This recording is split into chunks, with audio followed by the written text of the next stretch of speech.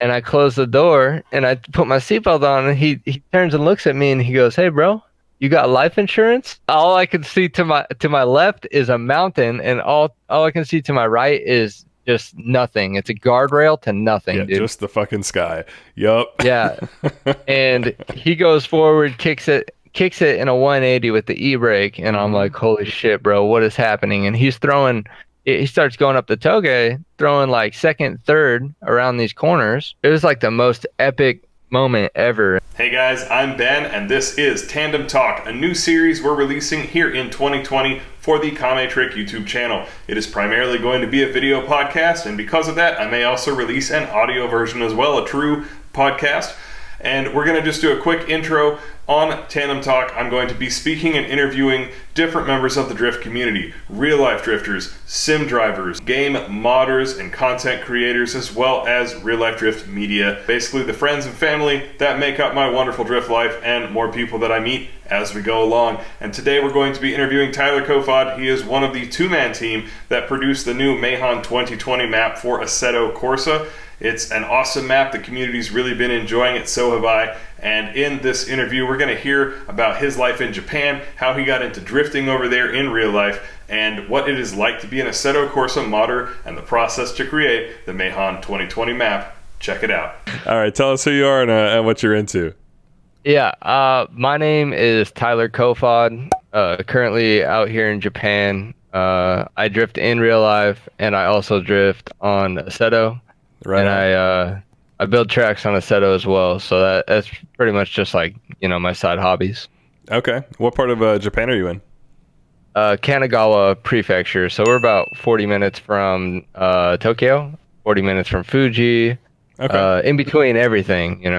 Okay, right on. I used to live over there. I was in Kofu City in Yamanashi Prefecture, so I was like 15 minutes from Oh, Sportsland Yamanashi. wow, I love that place. Oh man, it's so cool. I've really got to go back and drive it. I've ridden along with some of the good drivers over there, but I've never had the chance to attack the track personally, and it's on my bucket list. All right, yeah, great track. Yeah, it's just I was really surprised. It doesn't look as it doesn't look like it has the elevation changes that it does in video, but it's quite dynamic to go up and down the side of that mountain. Right. Yeah, it's a whole lot of fun. Mm. We just recently went up there the end of last year, I think it was. I haven't been drifting for a while, I've been saving money, but It's hard to do. Life in Japan too, like at least from what I saw, I was a student at the time, so I had no income to speak of hardly. Like I did some part-time English teaching, but that was about it. right. But I feel like it would be hard to go back to Japan, and as cool as it is to live there, like I feel like it's difficult to earn the money to do the stuff that I can do here. Yeah, I mean, it depends on your situation. Hmm. So I'm military, so Okay. it's a little easier for me because we get all the added income for the exchange rate and how the economy goes down here in Japan as compared to the States, so we get extra money. Oh, nice. So I pretty much throw all that towards my drift car. Hell yeah. What have you got? I've got a Nissan S13, 1990. It's not the 180SX. It doesn't have pop-up headlights. It's classic S13 Sylvia. Okay. That's cool though. Those are harder to come by in the States anyway. I've as much as I love S chassis cars, I always feel like I'd want something different just because it's Japan and I could get something different. Right. Yeah, I mean that makes a lot of sense. You do see a lot of 90s, 100s, 110s. Yeah, that Oh, would be super cool. right. What all have you got done to it at this point? It's probably typical Japan style where it's like Oh shock gosh. in certified street car stuff, or is it pretty sketch? Oh, all right. Diving deep into it now. Got Okay, straight into it. You know the people this want is to my know. favorite. This is my favorite. Okay, so we pulled the car out of the bushes, like classic Japan. Oh You just got yes. you got to pull it out of the bushes. So I got a car from my friend, right? And he had been holding it at my other friend's drift shop down here, and it's just like chilling in the back. And I checked it out, and I was like, okay, I want to buy it. And he said, okay, so here's the deal: when you buy it, like I'll make sure it's running for you. Of course, I'll get Right. it JCI certified, so that means like all the inspections and everything it needs to get on the road, it happens. Okay. So we got it all figured out, and I bought it for about 8.5 grand US. Ooh. But here's the catch. It already has like a somewhat of a body kit on it, right? Okay. And there's no rust. Absolutely no rust on this chassis. So we're Wow. looking at a CA18 DET Hmm. factory manual, no rust S13 in 1990. So like that in itself is very rare. And this was about 2 years ago. So it was roughly right before the market over here just started to climb uphill. Yeah, stuff has really been going up lately. I keep an eye on the Ebisu car prices, and it just seems like Oh, it's all on the uphill for the foreseeable future. right. So I ended up picking that thing up, and I drove around for a while, and I think it took me about a year until I blew the CA18 DET up in it. And I wasn't drifting at the time. I was just mobbing, like Okay. mobbing down the streets, Okay. just checking everything out because I'm a huge fan of Japan. I had to go everywhere. Heck yeah. So Absolutely. what I did was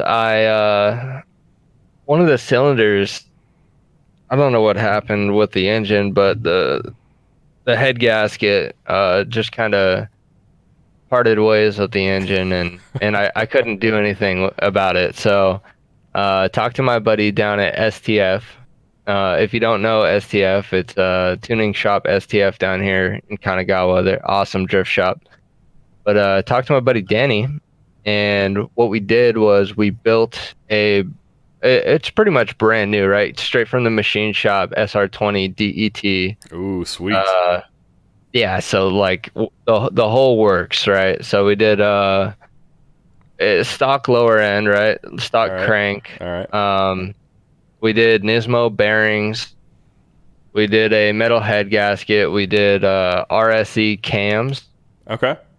RSE is Real Speed Engineering. If you don't know their backstory, they split from Tomei, and they're Hmm. they're like a separate entity of the old Tomei. So it's pretty much very high quality stuff. Yeah, yeah. I did Um, not know that. That's cool. yeah, so RSC, they're really nice. Their cams are awesome. I think it's 272, 274, 27. Okay. They're pretty aggressive. Yeah, yeah. Um, 744 cc injectors on a Greddy T517 turbo. Okay. It's stock intake manifold, stock exhaust manifold. I just, of course, I got the basics, the Greddy radiator, the oil cooler, Mm. the a nice intercooler for the turbo, standard stuff with a Nistune ECU. None of that eBay Um, stuff. no, yeah, nothing eBay, full build, legit, nice, clean. When they put it all together, they cut the little bit of rust that was on it was where the battery was, and that's very, very common. Oh, yeah. That's totally common. So they cut that whole square out where the battery was, and they replated it, Oh, nice. and then they painted it, the whole engine bay and underneath the front, where the wheels go. Mhm. So we got that painted, got it all put in, and then they put STF has their own custom knuckles. Nice. So I got about 62 degrees of lock, Okay. Yeah, that's a fun um, amount. That's which is plenty. solid, Yeah, And then yeah, after they tuned it, the tune ended up at 380 horsepower to the wheels. yeah. Whoo, faster than my V8 car. Yeah, I yeah. So always love that's pointing that out. People are like, "Oh, V8." I'm like, "No, it's slow, dude." oh yeah, my Sylvia goes, man. That's So awesome. like that's at 1.2 bar, and Okay. then usually I just run low boost, like point 0.9. Right, right. Oh, that sounds awesome. I hope I get to come visit and see that. Are you going to plan to stay in Japan for the next while, or are you going to come back soon? Uh, I wish I could. I'm out here till July, but February, my entire car is about to change. Like I've already described to you pretty much everything that it has. Right, Everything on it right. as it sits right now has been replaced. Absolutely everything. So Okay. suspensions, bushing, obviously the knuckles and the steering system. The steering column's been like some of the stuff on there's been replaced. All right. Um, the brakes on it. So I'm 5 lug. I'm not 4 lug. Nice. The brakes are R33 GTST. Mm. So those are really handy. Yeah. Uh, what else here? What else we got? Yeah, and then you know, it's just it's a drift car. It's nice. Heck yeah. Heck yeah. And so it's all about the change. Are you gonna ship it back or? Yeah, yeah, I'm shipping it back. After we do all the work to it, and I get to drive it around for a while. Okay. Okay. Got some big plans for it. Right on. Man, that sounds awesome. I need to put brakes on my car. I still have the factory brakes, which is fine for drifting, but like I would like to do some grip stuff with it besides just autocross at some point, and Right. that's just not gonna work with the V8 in there.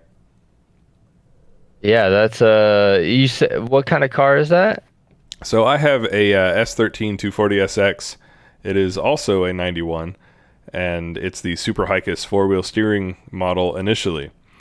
At this point, I have ripped all of that stuff out, and it is now basically a 2002 all aluminum LS1 out of a Camaro with the 6-speed behind it as well, making Oh, yeah. about 308 at the wheel, but it also makes 308 foot-pounds of torque as well.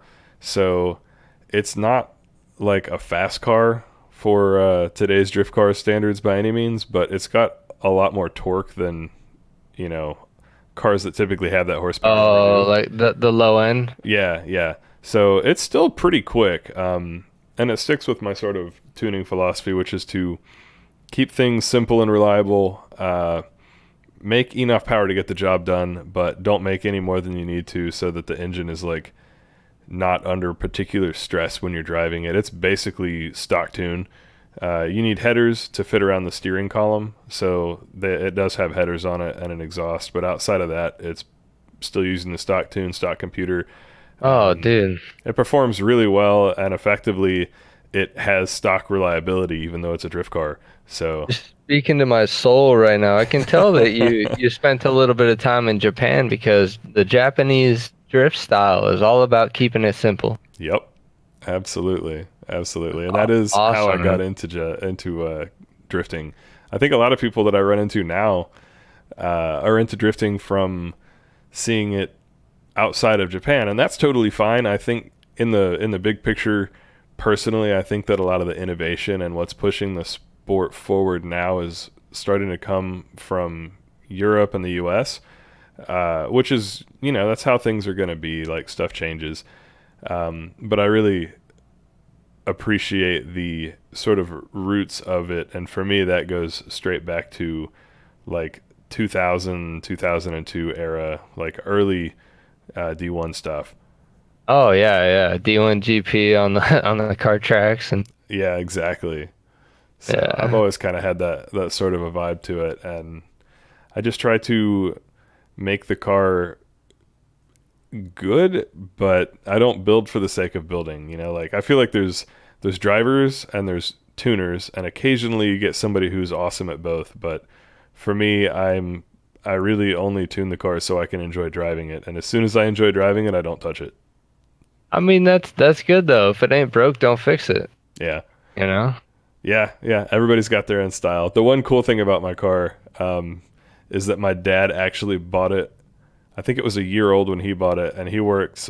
He's retired now, but he worked in the coal mining industry here in America, and he was driving up these mountains to get to the coal mines every day. And so he was like, "This is boring. I want something kind of fun to cruise these roads with." So he got this 240. And I remember him buying it like I was in middle school or something, you know, like so Oh I wow. grew up with this car in my life the entire time, and he let me start driving it around my junior year, I think, in high school, and I learned to drive stick in that car, and he ended up, I after I bothered the shit out of him, but he ended up letting me have it basically when I graduated, and so I started tuning and drifting it like bone stock, but I started saving up and tuning it slowly since around 2003, I think, was when I linked my first turn, so it's got a lot of history. Oh my gosh, that's crazy. That's a very, very long time to be holding on to a car. Yeah, since I've been drifting it that long and I haven't stuffed it, either I'm not pushing hard enough at all or I'm kind of decent. I'm not sure which, but one of the two. I think that's good though. I learned how to drift out here in Japan Oh, that's actually. cool. So that was like the biggest like learning curve ever for me because even coming to Japan, I had no idea at the time what an SR20 was. Like I mean, I was somewhat of a car guy, Right. but I was nowhere near as knowledgeable as I am now. Okay, so maybe not as like in depth about JDM stuff at the time. Well, yeah, exactly. Like, I grew up like most yeah, I don't know. I can't speak for most people, but Hondas, Hondas Oh, were the thing absolutely. when you were a kid They and you didn't totally have were. too much money and you just Yeah. wanted to mob around. Hondas were the thing. Yeah, absolutely. It was the same for me over here. Oh man. Yeah, that's awesome. That's very cool. So what track or like venues did you learn to drift at? The first track that I learned at was Fuji Drift Course. Oh, okay, yeah, It's the big skid pad at Fuji Speedway.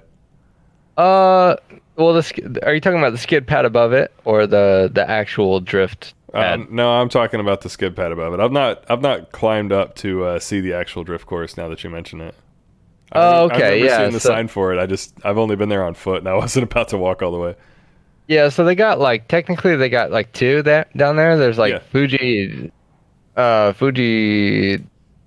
don't know what it's called. Some other drift course that is only available like every so often. And then they have like this big kind of oval looking track that you can hit third down and it's got like some stuff on there, but it's all flat, right? Okay. And that's I think I've seen the oval track cuz is it just basically just a skid pad? Like yeah, obviously you make an oval but it doesn't have like curbs or anything. right. I mean, it has small ones, but it's just something to drift around. Yeah, yeah, yeah. Okay, I've seen that. I was out there for one of the D1 events on Time Machine Festival. Yeah, that's a track that I learned on. That was Okay. awesome. That's a Uh, great place to learn. oh yeah, I mean, as long as you're not stupid, like you Right, shouldn't be hitting anything. right, right. Was it expensive to go to events out there? Actually, no. Relatively cheap. Okay. So the toll on the expressway is about I would say maybe $12 to get there from here. Mm-hmm. Mm-hmm. And then it's $10 mandatory fee, whoever you are, just to enter Fuji Speedway. Right. And then it's normally about $100 to enter for the entire day for the drift event. So if you play your cards right and you already got tires, it's 120, $130 for the entire day. Yeah, that's not too bad. That's not too bad. Yeah, I think over it's good. here we'd probably end up spending if you find like a super grassroots place, you can sometimes get access for 65, but usually it's around 75, 85 for an event. Yeah, I haven't ran any events obviously in the States, but I haven't heard a lot of good things depending on what locations you're at. Yeah, I think what people don't always think about if they're not from here to know or if they haven't been to many different states to drift in is that the venue that you get for that amount of money can vary a lot. You know, like if you're talking about going to somewhere that's a proper road course, for example, you're going to be over 100 typically. Uh, and then sometimes you'll find events that are 65, $70 and it's like a defunct kart track that isn't used anymore and is 20 feet wide. And like, that's pretty cool, but sometimes it's not really ideal. Right. And other times you'll get skid pads that are in great shape. Sometimes skid pads that will put holes in the bottom of your car if you go into the potholes, Oh man. So it's all over the place. We have a mix, but it's all right. I think a lot of stuff is cheaper here, but the venues in Japan, like for the most part, I've never seen a Japanese track or skid pad type surface in bad condition. So that's worth more than I think people would give it credit for. Right. Well, in that, and you have the added benefit of actually driving with a group of people at all times. Like you don't have to take turns. You don't have to do any funky, weird stuff. You don't have to sign waivers. Like Yeah. it's just pretty straightforward. Like get on the track, don't hit nobody. If you hit somebody, it's between you guys and have fun. Yeah, that's true, because they figure basically if you got your car to the event, then it passes tech. Yeah, most events, unless you're doing because I have a friend that does women's, what is it? It's women's Formula Drift, Hmm. but I haven't personally been to her events because it's the owner of the shop's wife, but I see her all the time. And when she goes to events, I see on her car there's little stickers and they have it like inspection stickers. Yeah. And that they'll inspect your car sometimes twice during the event just to make sure that you're good. Right, right. Okay. Well, yeah, I do feel like the tech or general maybe safety, I don't know if I want to call it safety stuff, is a bit more lax over there, but I think culturally everybody who comes out to events comes in sorted cars, whereas like here you'll have guys that have their seat like ratchet strapped to the chassis and the batteries are tied down. Yeah. It's like, are you trying to die or kill someone else? Because That's so true. Like every car out here is so clean. yeah, it's just the way people do it. It's awesome. I love it out here. You don't see any of that janky garbage. Like if they don't feel confident about running at the track, they're just not going to come out. Yeah, and some of that too, I guess, is that over here, a lot of people, even beginners, come out with trucks and trailers and don't street drive their car. So that kind of tells you all you need to know. Either the car is so badass that it can't be street driven, or it's miserable to drive, which is unlikely, or it's so unreliable that they don't think it's going to make it up the highway, and yet they want to drift it. So that's kind of a thing we have over here that is questionable. Part of me wishes that I could get a trailer and actually just drive my car to the track. But another part of me absolutely loves dailying my race car. Oh, yeah. I think there's a big sense of pride in knowing that you daily drive your car, or that you can daily drive your car to and from events and stuff like that. Oh, dude. So Nico Circuit is 2 hours away from me, and I've done it 3 times now. I've driven all the way out to Nico. It's 2 hours, 2.5 hours away. Drift all day, pack my car back up, and drive back home. No issues. That's the best. I used to do that a lot.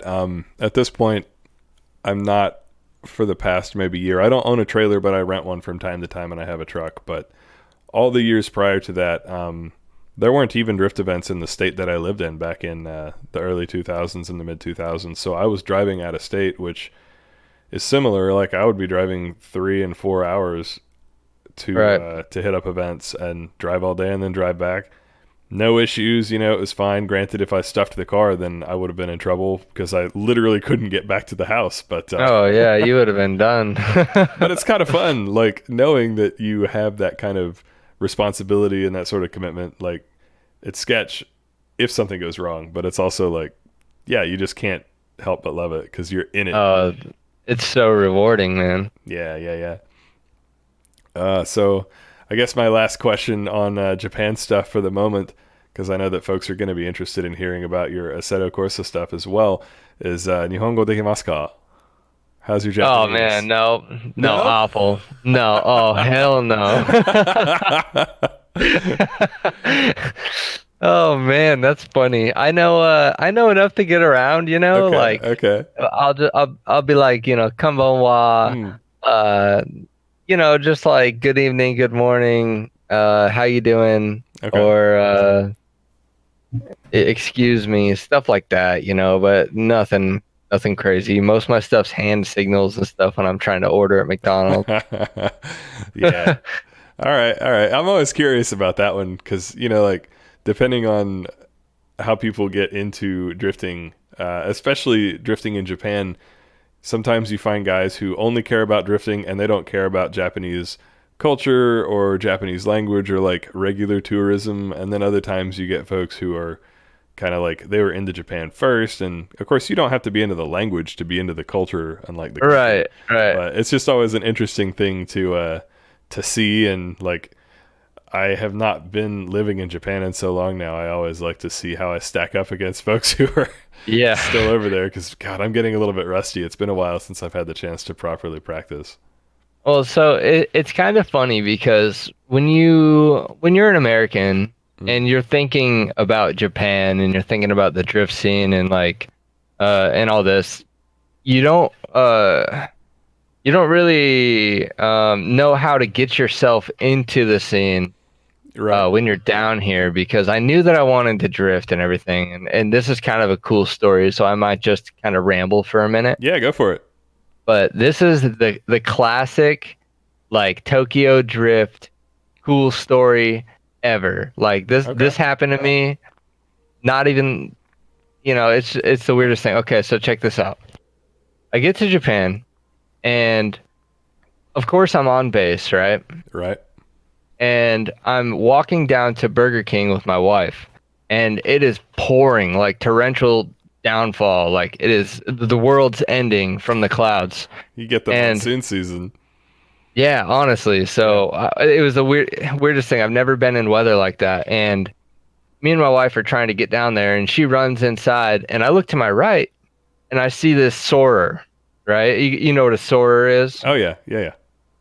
So I see this soarer, and it's wide bodied, and it's Mm, red, and mm. not just like any wide body. This is a custom N style wide body, like mean looking, Hell yeah. and it's got this huge wing, and then on the bonnet is a monster can on it, and I was like, I know what that means. Oh my, really? Yeah, so he had the wastegate coming out of the hood.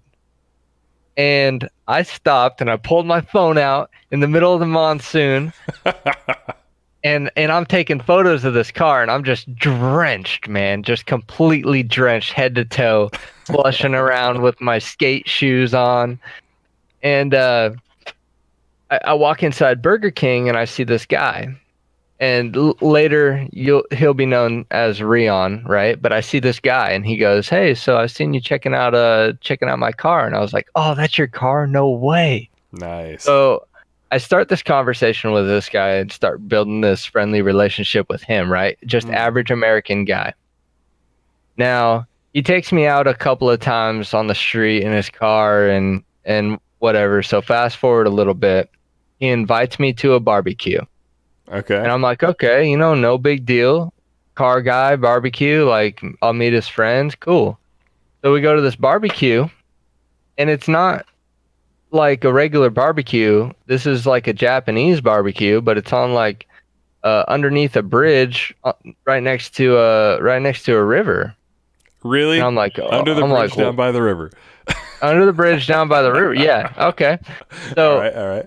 I get invited to this thing, and I show up, and I'm like, wow, okay, so there's a bunch of Japanese people here, and then there's him. Mm. So I was like, this guy has some sort of connection, something, right? He's hooked he up. knows people, he's friends with people. So I meet all his friends, and one of them owns a drift shop. And fast forward a little bit more, right? So I find out that uh, he's been here for he just recently left last year. He's been here for Okay. I think it was 7 to 9 years. Oh man. And that's a while long he time. was here, he was building these relationships with people, and then he met this guy named Danny. And Danny at the time didn't know how to speak English. Like none of it, dude. And Rion, of course, he taught Danny how to speak English. And so Okay. him and Danny were like brothers at this point, right? And I don't even barely know either of them. And so before he invited me to this barbecue, Danny was like, "Hey man, make sure you're inviting somebody, that that ain't gonna be like weird or nothing, because we don't just invite anybody into our circle, Okay, yeah. right? And And he was like, yeah, what's yeah, yeah. Danny's No. native language, real quick? Danny is actually Brazilian, so Okay. Portuguese. Okay, just So, checking because he didn't know English. So I was like, is that a Japanese guy and that's a nickname or what? All right, he's Portuguese. All right. yeah, so Portuguese. He speaks Portuguese, Spanish, Okay. Okay. English now, Japanese. That's awesome. And so we meet Danny and the whole crew, and I pretty much met everyone that night that does the drift stuff, right? But I didn't Wow. think anything of it, right? Because it was just a barbecue to me. Right. Right. Now, I think it was about a week after that, I get another invite from Rion, and he goes, "Hey man, I'm going up to the Toge with Danny." And I'm like, "Yeah, I'm down, dude. Let's go." Hell yeah. And I still was like kind of weird with Danny, because I didn't know how to approach him or like say stuff to him, because that's like Right. not my friend, it's his friend. Yeah. Yeah. And we get up to the top of Fuji, Mount Fuji, the Toge up there. Mm-hmm. And Danny pops open the side of his car, and he's driving a 180, right? Because I just pretty much seen him slay the entire road all the way up the mountain. So Is this this dude can the drift, bro. Hell yeah? Is that the same road that like if you were going to climb Mount Fuji and you took a tourist bus, is it that same road that goes up to the top like Station 5? Dude, I could not tell you, bro. Okay. I've never climbed it. All right. There's a road that you take on the highway buses up there, and it's a pretty slick looking road. I remember riding because I climbed it once, and I remember going up there thinking like, man, I wish I had my car. Yeah. All right. Well, anyway, sorry. So cool road though, super windy and everything. Like I'm driving my vehicle, which is like a mom vehicle, because I just got to Japan. I bought a Subaru for me and my wife. So I'm Yeah. mobbing up this mountain right behind Danny and his 180, and he's just slaying the entire way up the track. He stopped like halfway up and got out and was pulling bushes and shit from the backside of his car. And I was like, no way, what is happening? Wow. Okay. So So he was sliding the whole way up too, not just yeah, like he was drift riding sliding it up. all the Hell way, yeah. dude. Hell yeah. And we get to the top, and I'm cold as shit, right? Like Yeah. it's August. It's the end of August when I showed up, so I'm freezing. Mm. And this dude gets to the top, opens up his door, and I'm outside just like watching him run up and down the toge. And he goes, "Hey bro, get in." All right, cool. So I hop in and I close the door and I put my seatbelt on, and he turns and looks at me and he goes, "Hey bro, you got life insurance?" And I was like, "Oh hell no," because all I could see to my left is a mountain, and all I can see to my right is just nothing. It's a guardrail to nothing, Yeah, dude. just the fucking sky. Yup. Yeah. And he goes forward, kicks it in a 180 with the e-brake, and I'm like, holy shit, bro, what is happening? And he starts going up the toge, throwing like second, third around these corners. Mm. Oh man, it was like the most epic moment ever. And then fast forward a little bit further down, right? Rion ends up leaving, which was like really sad for me. Yeah. But what was cool was I pretty much got underneath. How do I say this? Danny took me under his wing. Yeah. You know what I mean? Absolutely. Like Danny took me in, even though I was kind of weird. Took me in, showed me around. I kept him company at the shop, and like we built this relationship where like I'd go to like drift events with him and like help him, because he has like customers that rent drift cars from him and stuff. So I'd help him every now and then it built into like me making YouTube videos for the shop, and like we're really good friends now, and like I would never change that for the world. That's awesome. And that's how it came about with me in the drifting scene, because usually when you come out here you're stuck, and then it's at least a year, until you figure out like where the events are or how to get into them. Yeah, especially Like, if you don't speak the language. Like, yeah, even speaking the language, it's not easy. It's not. no, it was a blessing coming out here, just right place, right time, Had one everything. badass car. Yeah, and That's so and cool. Danny's friend is the one that sold me the car actually, so Okay. it all just came together. Oh man, that is awesome. I had a little bit of a similar story. I can't go into it in detail just because like I'll talk for forever. But Yeah, yeah, like me. in a nutshell, I was in Yamanashi, Kofu City, which is the capital. But Yamanashi is a very mountainous place. I think I heard a statistic at one point that it's 70% mountains, and so the main capital city is kind of a decent mid-sized, just average-looking city. You know, not a really real big downtown, but it wasn't totally the sticks. But as soon as you leave that city, it's like rice paddies and little houses. It's like not a lot, right? Yeah, yeah. So I Yeah. wasn't thinking much of anything. I was like, I'm gonna try to make it out to Mount Fuji a couple times and see some of the drifting there, which I got to do. But being a student in college, the rest of my time I didn't have really a way to get to events. So this was back in 2007, 2008 ish. Um, and like Alexi from Noriaro was just getting kind of like he was blowing up at that point. He Oh had yeah, I met him. Yeah, okay. I've friended him and we've talked some, but we've ironically never actually met in person. I was at Ebisu driving, and the one time I saw him, like I saw his car and I was like, oh, I'm gonna have to go look for him later. And I found him, but he was translating for G1GP at the time or something. So I was Right. like, well, I'll get him later. And then I didn't end up seeing him again.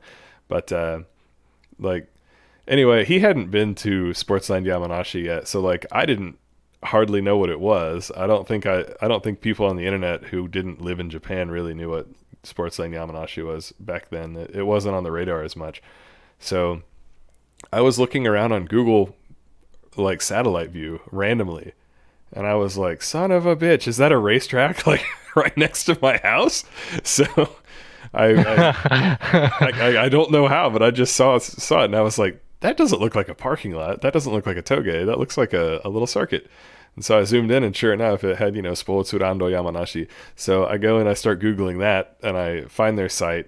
Of course, no English. And so I'm like, I wasn't that good at Japanese when I first moved over there. So I start looking up everything I can and, trying to translate the site. I gathered that it was like a bike racing circuit, but they had car events occasionally. And I had seen, as soon as I started, searching it, I started to see pictures of people drifting it. So I knew that it was being drifted on at certain times. And it was kind of close to my house. So I started using Google Maps to try and figure out, not really knowing how to read the road signs and not owning a car. I had a bicycle. That was it. Like a Yeah. three-speed, typical. Well, Google Maps at the time was very like rudimentary in Japan as well. Yeah, it was not that good. You sort of knew if it was like, okay, go straight and there's a big road and turn right, okay, you can do that. But if you get into the smaller stuff, it was, just a matter of rolling the dice. So I put together and like had to write out because I didn't have a good phone with the internet. I was just living on the cheap. So I wrote out on a notepad paper like, okay, here's what I'm gonna do, and here's some landmarks. And I set out on my bicycle, and I rode for like, I don't know, 45 minutes or an hour, and realized like I'm probably not gonna make it. Like I like I started in the middle of the day. Like I just found it, was like, let's do it. It was a Saturday. And so I got as far as I could, got lost, went to a car dealership and was like, yo, I'm looking for this drift track. And they're like, what? Oh my God.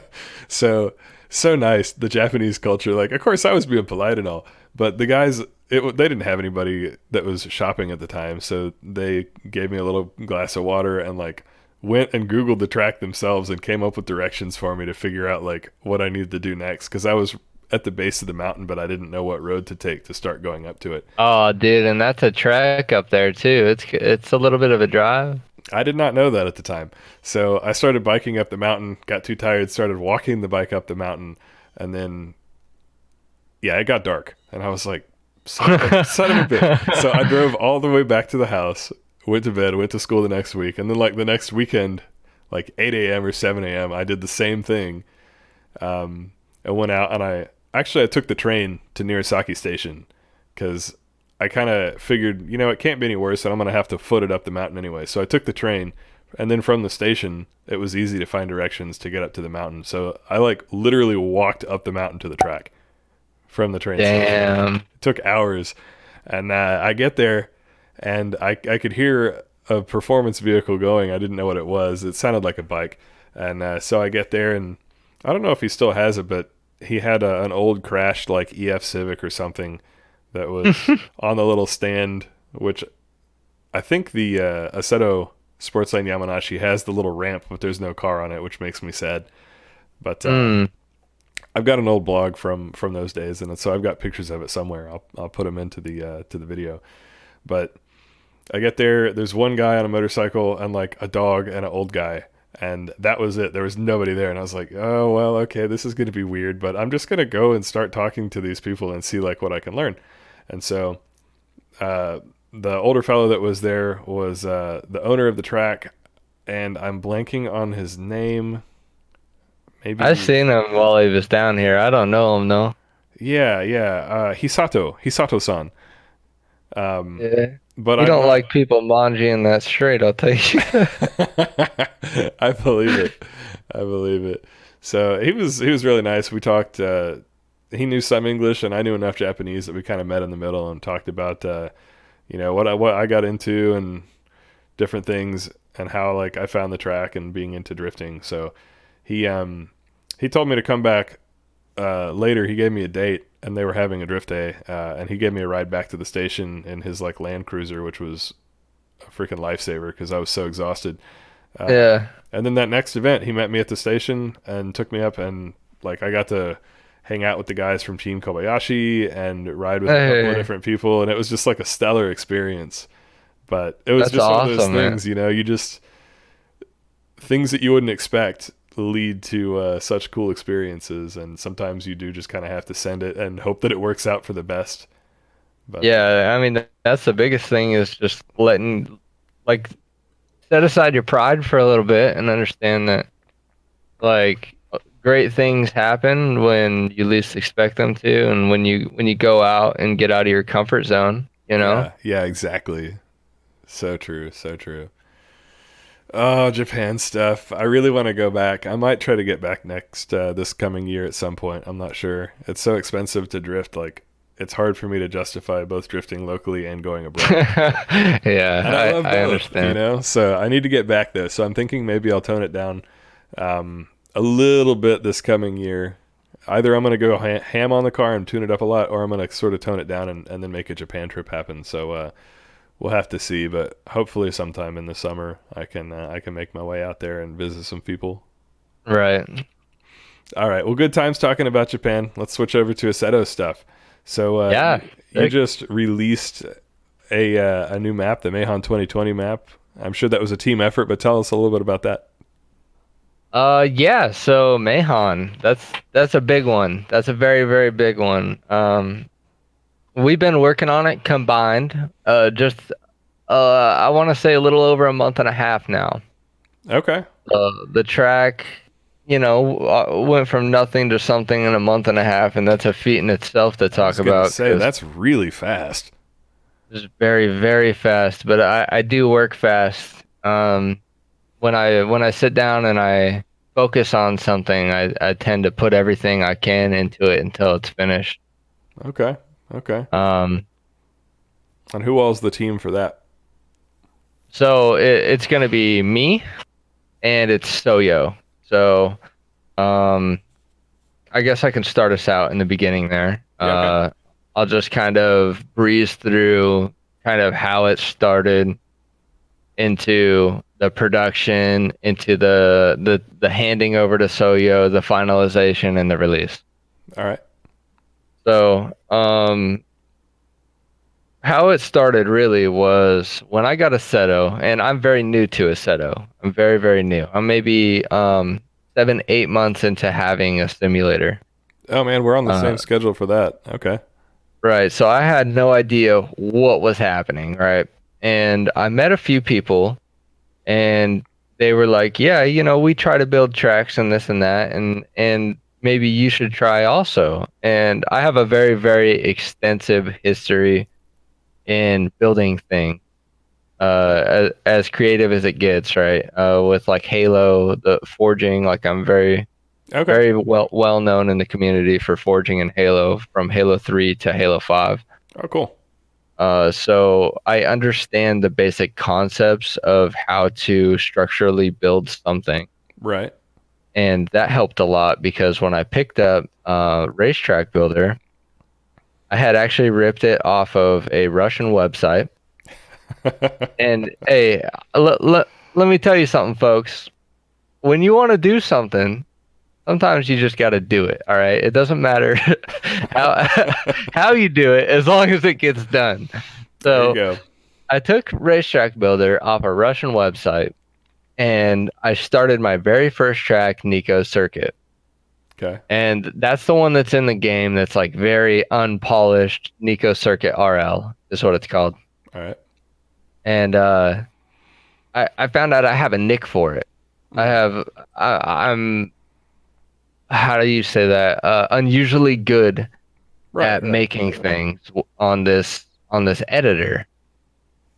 And a few tracks down the line, my buddies are like, "Wow, you really picked this stuff up. You know, you're really doing well.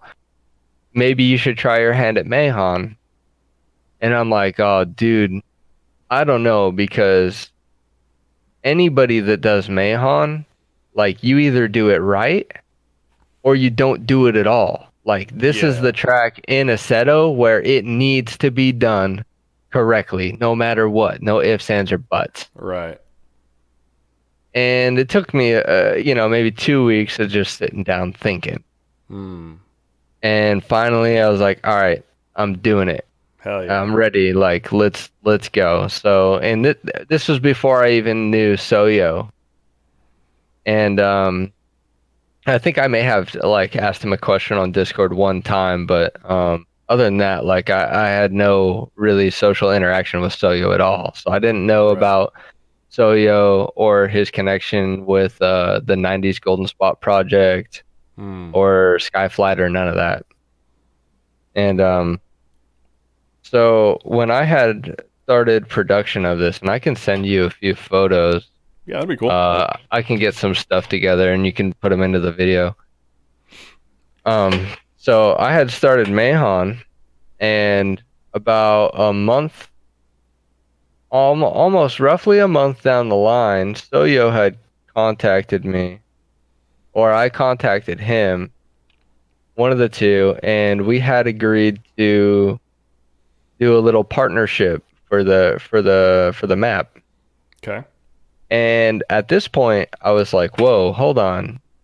This dude, which is respectively one of the best creators in Assetto right now, Yeah. you know, along with a few other people, is coming to me, which, I mean, rightfully, I feel like I don't know anything. You know what I mean? And he's coming to me saying he wants to work on a project with me, and that this is huge." So what he had told me was, "Hey, get the track done, get everything possible that you can get done. Like, lay the track out, lay the trees out, lay everything out that you were going to do, and get it as polished as possible, and then send it to me." Okay. So I said, "Okay, deal." So I started obviously with some Google Maps data, which was like very, very basic. Like, you can never trust Google Maps data when you're building a track. I'm The hearing that more. Yeah. the height data is all messed up. So the first thing I did when I laid out the entire track, I sat and I watched hours and hours and hours of video footage of this track. And I seen pictures, I seen videos, and like, so it's like 13 hours for me. So like, my wife would kill my ass if I tried to go down to Mahon and actually look at it. You know what I mean? I totally know what you mean. Yeah. So, so I just decided to just stay home. And so after all that footage and after everything, I would watch like an hour of footage, and I would start comparing like the heights and everything and all the fine little details, right? And you begin to understand that Mahon is actually on a slight gradient upward. Okay. and it's almost like you can't even tell that it's on that small slope Mm. until you inspect the video and you start to see like little hints like the pits on the back warehouses, the roof on the top is layered, going upwards, and you're like, okay, so the only time you're ever going to layer a roof is if it's not on a flat plane, right? Yeah. And then you start looking at angles, and I started comparing everything and moving the road around and shifting it up and down and getting everything to where it's as close as I could possibly get it without obviously laser scan data or none of that, right? Right. So as close as humanly possible. And if you're a human, you make mistakes. So I mean, I'm sure there's a few in there. But Sure. that was the core of it, was videos and videos and videos and pictures and videos. Mm. And then after I laid the track out, it was really just starting to come together. I had reached out to the old Mahon creator, Mahon from R Factor, right? Okay. I reached out to him and I said, "Hey man, how you doing? My name's Tyler. I'm working on a project right now. This is what it is, and I would like to use your buildings." And because he had like really nice buildings for the old Mahon, and I'm like, wow, like this would really speed the process up. Yeah. So he never responded. Mm. All right. And then I waited about a week and a half, 2 weeks, and I had like my own like crap buildings on the map, on my map. And then I sent him another message and I said, "Hey man, um, I'm really looking forward to this, coming out. Like I have the layout, the track feels great, but I need this to really like make it shine, you know what I mean?" Yeah, for sure. Again, no response. Mm. So at that point, I kind of looked at it, it was my decision and my decision alone. This does not fall on Soyo at all. But Right. I said to myself, I said, I'm sort of doing the community a favor by fixing Mahon because it was off scale. Mm. And at the same time, I'm going to give full credit to the author of the buildings and everything. All right. So that was my decision alone to do. And I think that I did it the right way. Right. And yeah. so moving forward from that, now we have the layout in the building, and then it came down to like the aesthetics of the map. So every tree line, every bush, every tiny little detail that you could get into the map, I tried to focus on without hindering the frames, without hindering the frame rate of the map. Which would be making it like too big and too detailed, right? Yeah. So adding things that aren't necessary, like soda cans on the side of the wall, or like trash cans everywhere, and like little crap that nobody really cares too much about. Right. Okay. And once I got nearly completed, damn near 100%, right? Obviously, I had to go back. I had to fix a few roads, things like that. But once I got it completed, I hit Soyo up and he was like, "Okay, send it to me." So I sent it to Soyo, and I know a little bit of 3DS stuff myself, but I'm in no means an expert at 3DS Max. Right. So what Soyo had at that time was a finished product, but a finished product is not an optimized product. Mm-hmm.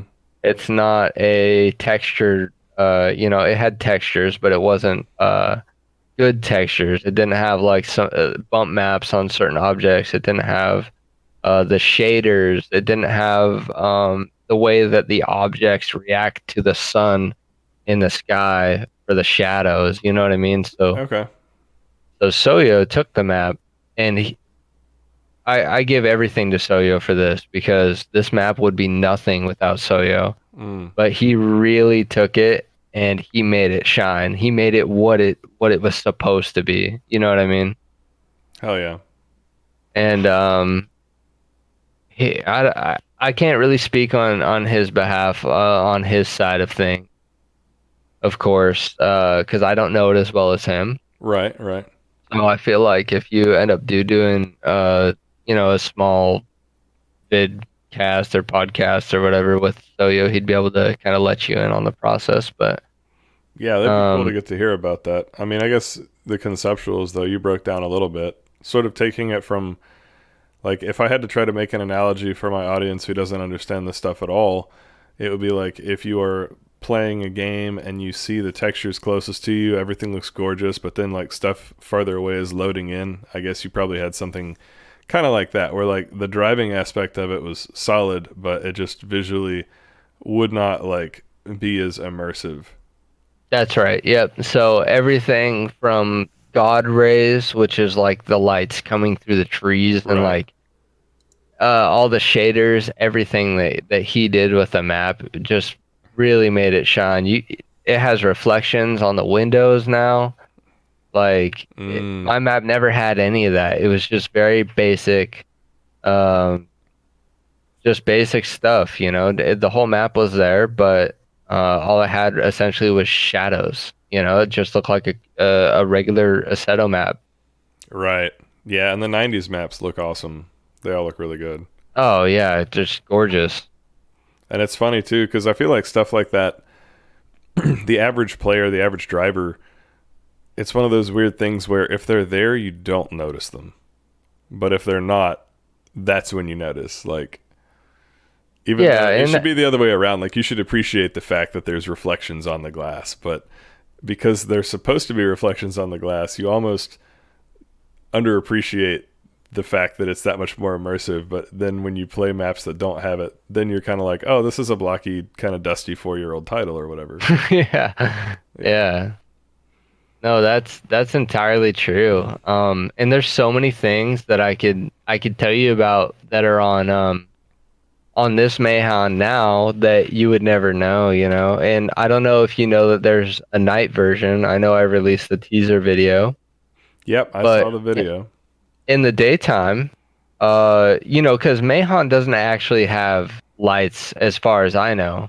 They don't run nighttime at all, and I know dozens of people in the community, especially the modding community, are all about immersion. They're all about the most realistic thing possible. Right, right. So, I I went halfway. I said, "Yeah, I want immersion, but screw that."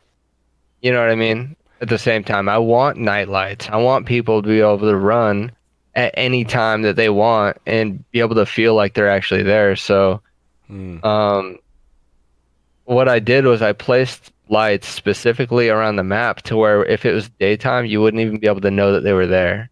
Mm-hmm. But then nighttime they turn on and they shine. And I have so many photos that I'm gonna send you because I have some really cool stuff that you could put in the video for comparison that you'll be able to link to what I'm talking about. Yeah, yeah, yeah. Are you recording your screen at the same time or? Yeah, I am. Okay, great. So I can actually send you stuff real time and we could talk about that as well. Can you see this? Yeah. Shit So on. this is Shithan. All right. So the red is the old Mahon, the old one that was ripped from R Factor that everybody was playing on forever. Okay. Right. If you ever Wow. felt like the straight was too short, well, you're right. The Yeah. straight was way too short. Yeah. So pretty much everything was a little too small. And the difference over here on the bottom right over here by the big entry Uh-huh. is about 30 feet of length that the straight was missing. Oh man, that's several car lengths.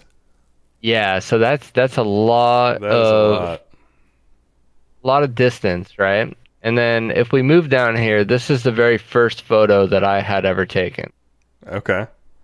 So this was I send progress updates to one of my buddies and I sent him all the photos. So this was me laying out just the base structure of the map without really knowing what it was, what the height variation, any of it, right?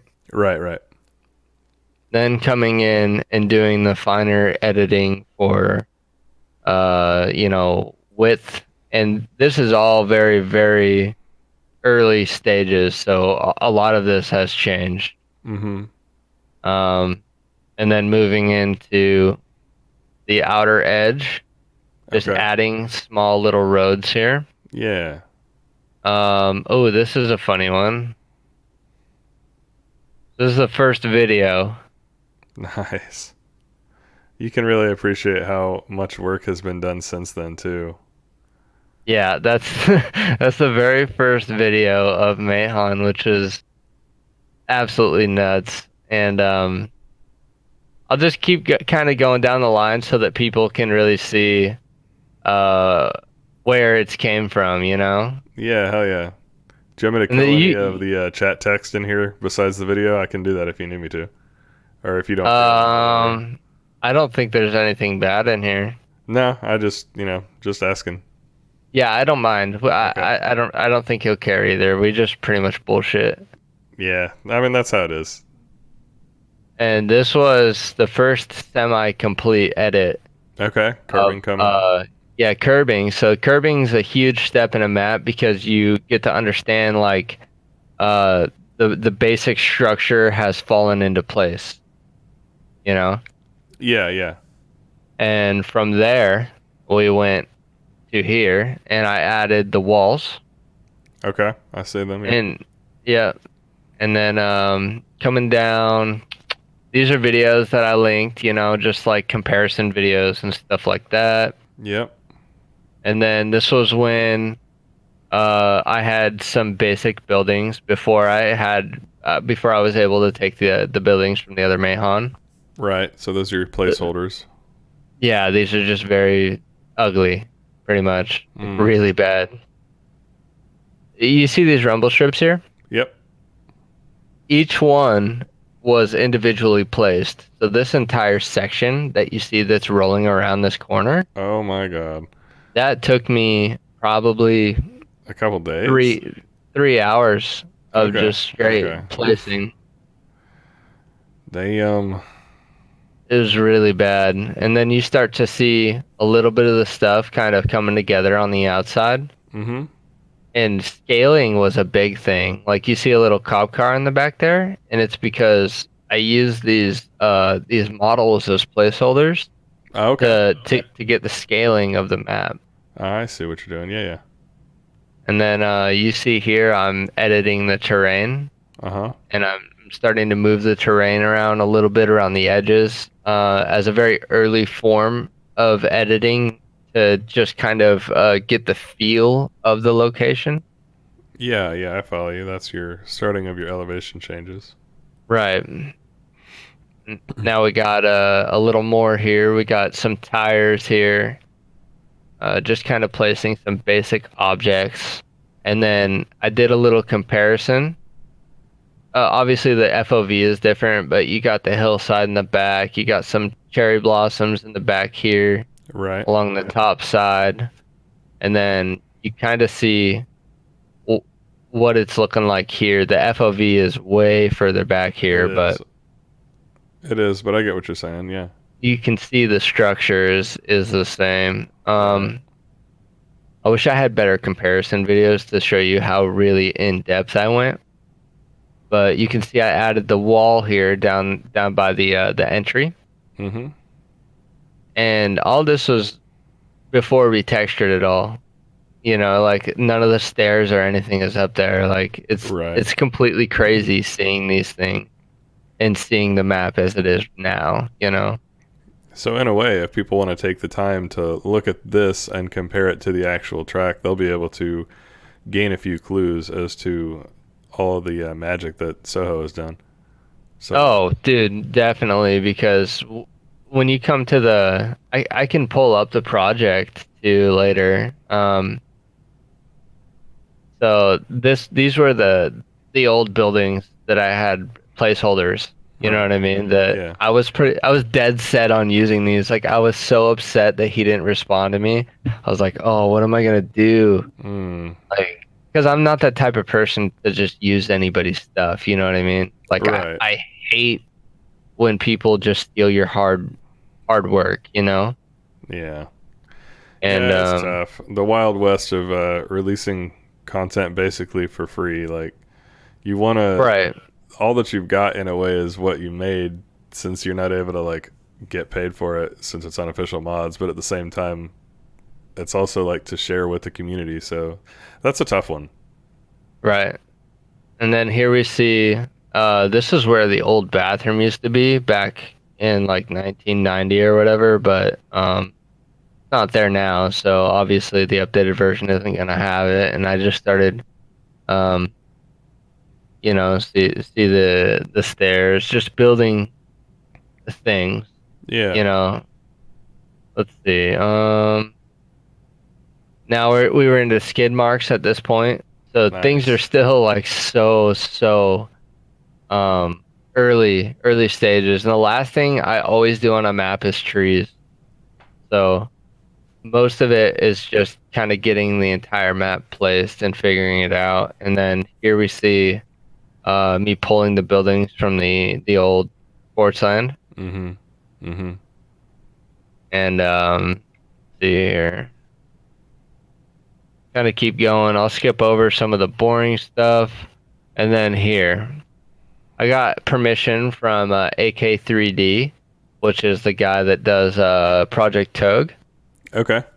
And he has these beautiful trees, and he told me that I could use them. So I was super stoked about that, and I was Nice. able to put some trees up here. And then we kind of started moving forward with the sign and everything, and then I had released kind of like a beta version. So Okay. this is somewhat of what the beta version looked like. The trees still look kind of blotched. You see how the sunlight kind of Yeah. is like half and half. That's what's happening before Soyo gets to it, right? Okay. So all the textures and everything was just really rough, but the idea was there. So you see no trees in the background or nothing, just the basic stuff here. Right. Now this was when I started placing the trees around the outer edge, and my goal here was that any given angle that you could stand on the map, like either in car or in person, Mm-hmm. that you should be immersed. You should be fully immersed in the map. Yeah, you shouldn't see the background that we can see from some of those aerials. That's just kind of like Right. a Google satellite shot is what it looks like. Right. So you can see that I've started with the trees up on in the middle there and wrapped it around Mhm. this bottom half, and I haven't done the other half there. Yeah.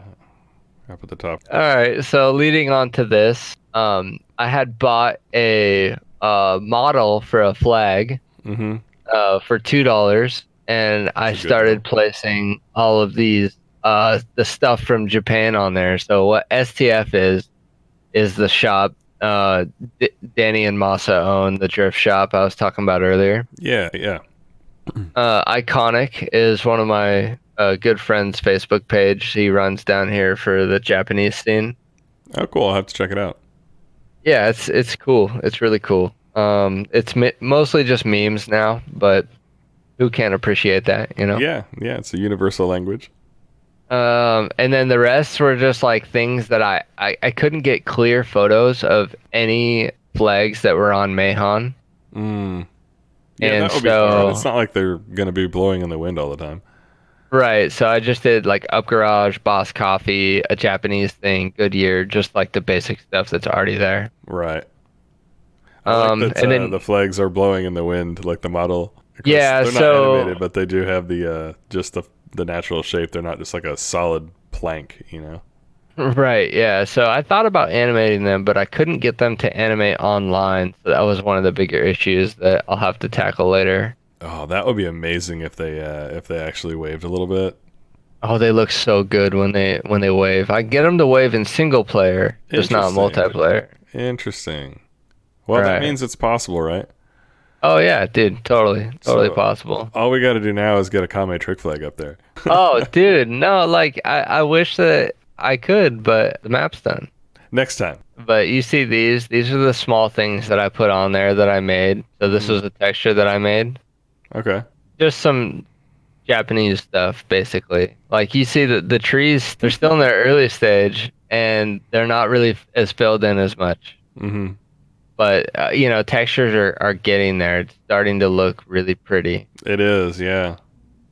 Now we'll move forward. This was one of the last photos taken, I think, before I sent it to Soyo. Okay. And you can see just how like the light isn't casting shadows correctly on objects. Lots of blotchiness up there in the trees. Yeah. There's just not any real clear like light source. Oh, this is one of my cars coming out. Oh, that looks great. Wow. Custom body kit I got made. Who made that? Dantas made it. He lives in Brazil, but he just kind of fell off the face of the earth. Oh. And now I have the kit, so I'm excited about that. Yeah, that looks sweet. This is what the kit looks like in game. Oh, I dig that. That looks great. Yeah, it's pretty nice. But so let's see. Let's move forward. Do-do-do-do-do. Now this is what this is a screenshot I got from Soyo. Mm. So this is like basic shaders. So you Okay. can already see that the sunlight is coming down on the trees differently. The sun is like lighting up half the tree instead of like half of the tree. Yeah, it's just more clear that there's like a common light source.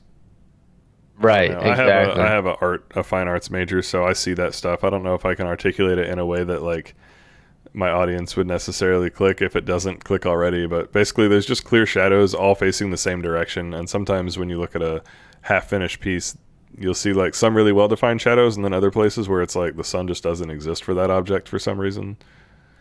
Right. And then I did just post wow, I just skipped. I did just post these photos recently on the Facebook. Mm. These are just separate seasons that Soyo did. Oh, that's You awesome. can see the reflection here coming off the windows too. Oh yeah. That's so cool. Yeah, very, very pretty, man. And That then is so obviously nighttime here. All right. Yeah, that's a place where like even if you want to keep the realism, you know that people are going to try to drive it at night, and you know that that's just going to be a mess. Like if it was realistic, they would be crashing at night. Well, honestly, because Meihan is such a scary place to actually get and run on, you know. Yeah. Even talking to my buddy Danny, that's been drifting for his entire life. He said he's ran Mahon one time, and that shit is just nuts.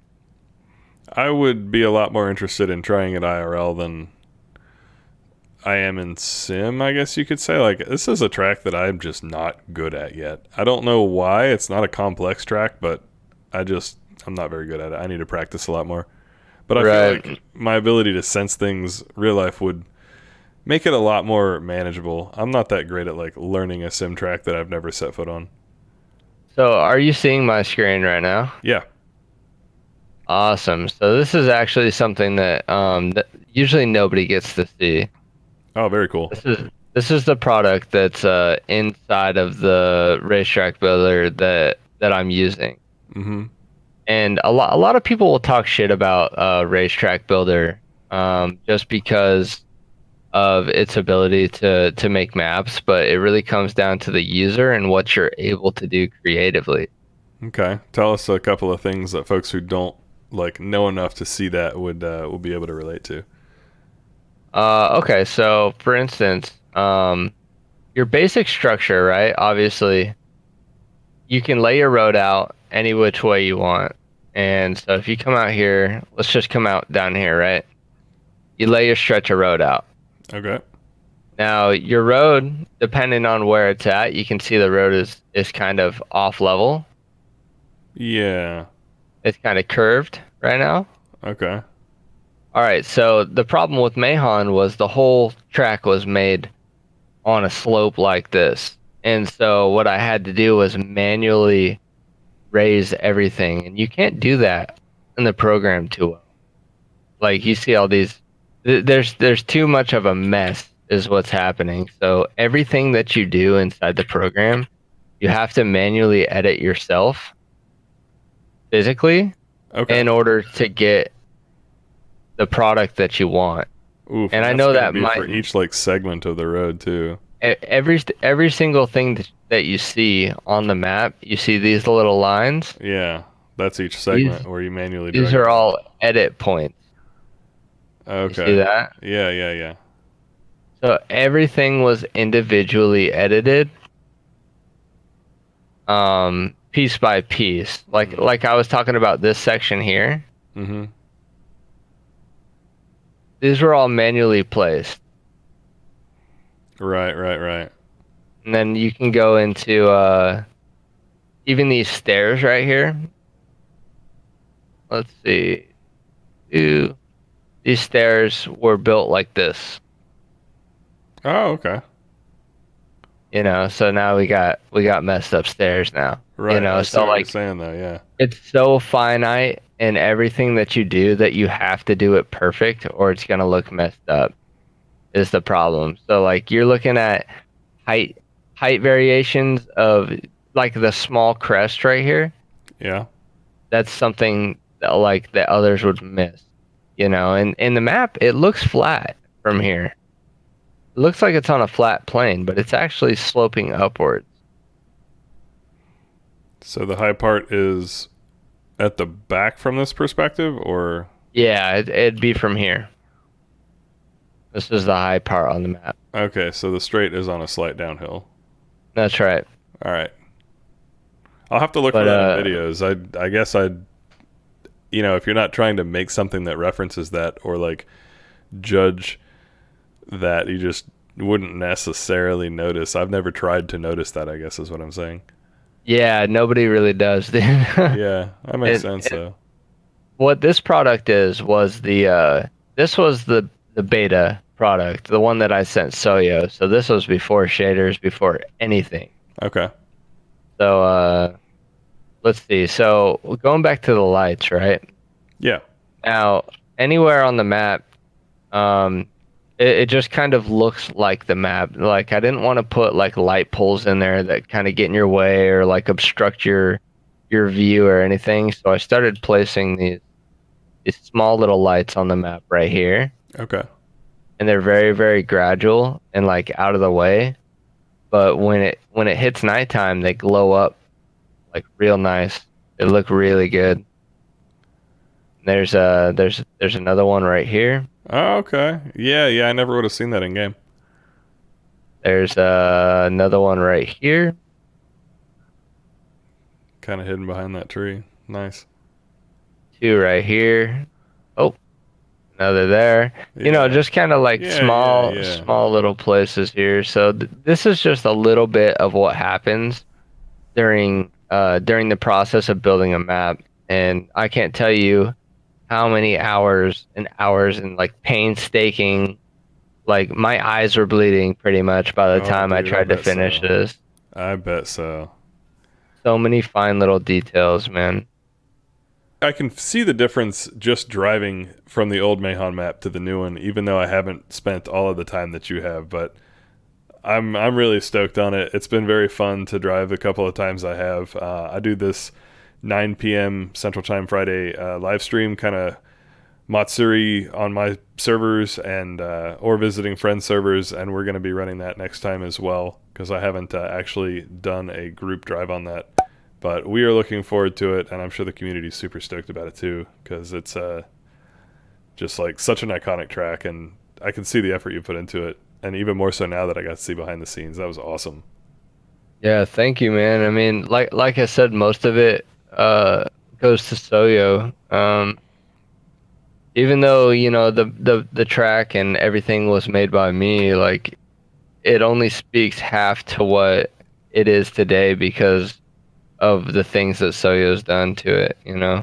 Right. Well, hopefully I'll get the opportunity to have Soyo on at some point, and we can hear a little bit more about that as well as some of the 90s Golden Drift Spot project stuff as well. Oh yeah, this stuff is awesome, man. I wish that I could have broke it down in this conversation in simpler terms, especially for people that don't quite understand map making and stuff like that. But Yeah, but I think we visually were able to show some of what goes into it, so that's pretty cool. Is there anything next on the horizon for you for Assetto, or are you going to be sort of taking a break and enjoying the fruits of your labor here for a little bit? so I'm actually having a child. I'm having a little girl. Right, Uh, congratulations. she is due on the 10th. So here, actually tomorrow. Holy crap! Already, we go to the hospital for like 17 days because it's quite far from us. So Oh, we got to okay. go down there for half the month and kind of gear up and get ready for her to give birth to our little girl. So I'm gonna be out of the loop for quite some time. But I can tell you that when I'm back, I've already spoken to Soyo about it. So this may be a little bit of a teaser for anybody that's listening. Ooh, Nico's Circuit is on the list next for the revival. oh yes, that'll be awesome. So that is the next project, but I cannot say when it will start. Sure, sure. Well, I'm going to look forward to that for sure. And congrats again on having your little one. I've got one that's just over 6 months old at this point. It's my first. And Oh, it's been an adventure for sure, but you are getting ready to have your life change, and just it's so much fun. It's way more fun than I would have expected. Not that I thought it was going to be a drag. Obviously, you yeah, choose to do it, yeah, but like, they're really fun and super yeah. cute. You're gonna love it. Congratulations, man. That's awesome. Thank you, thank you. Oh man. So, and you drive, I assume, in Assetto as well. Do you have any favorite servers or favorite tracks that you want to shout out and recommend people check out? Actually, yes. So, uh, let's see. My favorite track that I like to drive might sound a little weird, but it's one of my own that I made, and it's called Okay. Honto Circuit. Honto Circuit. All right, I've not tried it yet. Honto Circuit is a very, very unique track. It's got a couple of different things on there, plenty of different lines you can take. Um, and it's a blast, man. It's got a one of a kind jump on it, and I know people love jumps. Oh People love yes. Oh yes. Ebisu. Man, if you play Honto, just like do a few laps on that thing, find the jump and try to nail it. When you nail it, it's addictive. Man, that's just how jumps are on tracks too. It's beautiful, man. And that's something that I can definitely recommend for people that are in for something new. Okay, I'll look that up and put that in the description of the video when I post it. Yeah, I mean, I could grab it off my Google Drive too, real fast. Yeah, just DM me a link, and that way I can drop it in. Is that based on a real life circuit, or is this an original creation? That's an original creation. That Okay. was me testing the limits of Racetrack Builder to see what I could do. Nice, nice. All right. Well, I'll look forward to trying that later. Yeah, dude, it's awesome. And then you said servers? Yeah, yeah. If there's any servers or communities that you'd like to run with or hang out. Yeah, so there's a whole lot of communities. I wish I could shout them all Sure. at one time. Specifically, there's a community that helped me, ADC, Aussie Drift Co. Okay. They helped me learn a lot, in my time of learning how to build tracks and getting to know the community better and branching out and meeting new people. And they're a pretty stellar group of guys. And then aside from Aussie Drift Co., pretty much any server you can get on with good ping, man. That's the way I see it. For sure. For sure. I wish there was bigger, like more defined communities out there because I know that there's a couple of them out there, but nothing that really like speaks out and sits out as like the top dog. Yeah, yeah. There's a whole bunch of them. Everybody kind of doing their own thing, I guess. Right. So, what, in your mind, what would make that sort of next level dream community for Assetto that you'd like to see? Like any elements that spring to mind is like, oh yes, we need this. Um, well, that's a really good question. I think it starts with understanding that uh, everybody still has something to learn, Absolutely. right? Yeah. And it starts with being humble, because when you start a community, from my understanding, what I see a lot of separate communities don't like each other because of whatever reason. Mm, And I think if we came together and shared our knowledge, because the game honestly isn't as big as it could be. Assetto is a very limited community, and if we shared our knowledge and we put together everything that we know, and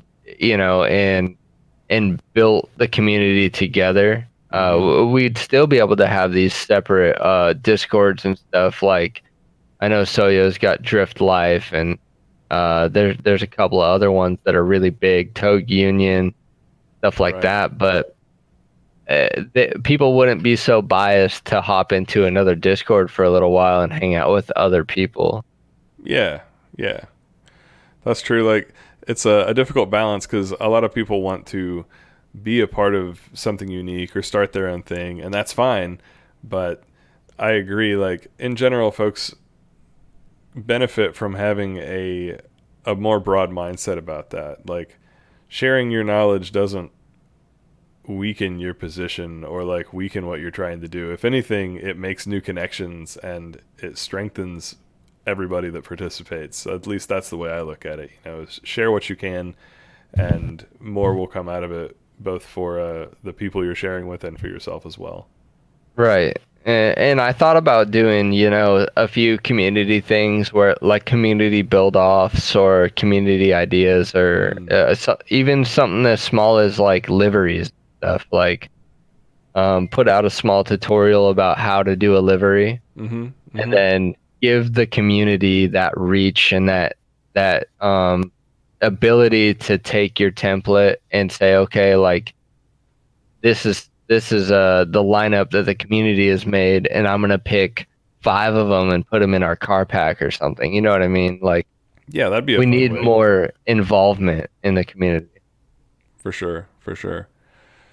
Yeah, it's just a mix of like the people that have the skills, getting to connect with them, and then those who don't but are interested is giving them a tool, giving them a way to engage, and hopefully then they will choose to, because kind of just like you had said, you had like modeling and content building skills outside of Assetto, but you had to come in and learn all this stuff. And so like there's more people like you out there that could come in and make more amazing content for the community, that we Oh, just have to dude. connect them and give them a chance, give them a reason to.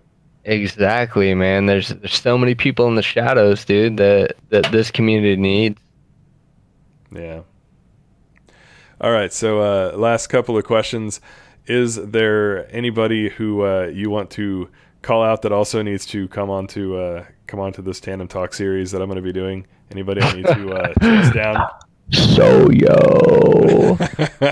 Spoiler alert. Soyo, where you at? I myself, similar to you, I'm new to the community. There's a lot of big names and like people that I haven't met or people that aren't on my radar, and that's something I'm working to fill in that gap, because I did start late. This is my first year as an Assetto player, but I do want to get more involved. And one of the best ways to do that is to get to know everybody by hosting for these little drift chats. So yeah, Soyo, if there's anybody else that I need to hit up, then shout them out, let me know, and I will see what I can do. Yeah. So I think, leading back to your question about what I think would be a good change for the community, I think that you should not only talk to Soyo, but try and get somebody from every community. Like, we have ACD, we have World Drift Tour, we have even Tando Bunnies. Like, let's not try to be too biased on who we pick, because I know a lot of people don't like Tando Buddies, but I would challenge you to reach out to the people that own these discords, um and get their opinion on things, and to see how they came about with their car packs, or the things that they're progressing with, or Hell yeah. their plans for the future. Right on. Yeah, I totally want to do that, but that's a great idea. I didn't think about going Discord to Discord like that. I was basically just going to let my guests call out who I needed to go after next, and it's a good start. But definitely anybody who's watching this as well, if you want to have an opportunity to share your side of the story and how you got into sim or real life drifting, I'd love to hear from you. So hit me up. I guess that's it. Any final words, shout outs, etc., and then we will close it down. Great. No, I just want to say thank you, man. I wanted to say thank you for taking the time out of your day. I know you're busy like me. Not quite wake as busy, up but early in the morning, yeah. and get on here and talk to me because I don't get this opportunity very often, nor do I ask for it. But I appreciate it. Just you hanging out and kind of getting to know where I came from. Yeah, likewise. It's been really fun to chat, and we've already blown through well over an hour. So it's just been really great. And you're about to have your little girl too, so thank you so much for taking the time. I really appreciate it. And yeah, I just enjoy getting to show a little bit of a different side of the community here for both real drifting and for Assetto. I think sim drifting is going to continue to grow in popularity over the next couple of years. It's probably only going to get bigger. So I thought that this would be a fun way to bring sort of a new type of content that people can enjoy just listening to, or they can watch a video feed that we put to it as well, and we'll go and grow from there. Yeah, that's awesome, man. Cool. I like it. I like it a lot. Right on. Well, thanks for your time, and we'll end the recording here and talk about anything that we do off the air as well. Sick. Stuff that won't make it onto the channel. Yeah, that sounds good, man. All right, guys, if you made it to the end, drop a like, hit subscribe if you haven't already, and let me know how you thought this went in a comment below. Also, if you've got another person who you think should be on the show, have them hit me up and slide into my DMs. Maybe throw a backy into them, and we'll see if we can't get him on. Thanks for watching. Have a good night. Peace.